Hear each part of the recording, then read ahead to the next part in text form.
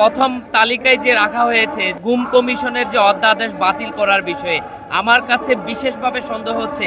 আসলে বিএনপির যে বর্তমান স্বরাষ্ট্র মন্ত্রী সালাউদ্দিন সাহেব, ওনাকে যদিও জেনজি জেনারেশন শিলং সালাউদ্দিন বলে ডাকে, উনি কি আসলে উনি গুম ছিল কিনা এটা আমার কাছে সন্দেহ হয়।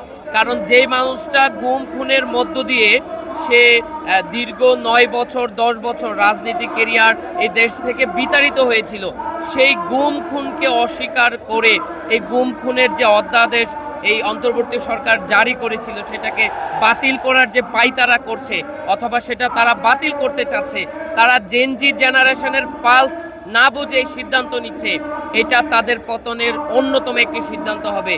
তারা যে সিদ্ধান্ত এগাচ্ছে এই সিদ্ধান্তের মাধ্যমে বাংলাদেশের এই ইয়াং জেনজি নতুন জেনারেশনকে তারা বৃত্তাঙ্গুল দিয়ে তারা দেখিয়ে দিতে চায় যে তারা যেটা চায় সেটাই করতে চায়। তারা ভারতের প্রেসক্রিপশনে রয়ের প্রেসক্রিপশনকে ফলো করে তারা যে ডিপ স্টেপের এই পরিকল্পনার মাধ্যমে যে নতুনভাবে তারা সরকার গঠন করেছে সেই চুক্তি অনুসারে তারা তাদের আগামী সময়টাকে গুছাতে চায়, সেটা এই জেনারেশন খুব ভালোভাবে নেবে না এবং এর ফলাফল খুবই খারাপ হবে। কারণ এখন আর নথিভুক্ত করে রাখার দিন নাই, ফেসবুকে স্ট্যাটাস দিলে এটা আবার প্রত্যেক বছর রিপ্লাই হয়, হিস্টোরিতে আসে। আর জেনজিরা এটা কিন্তু মাথায় রাখছে।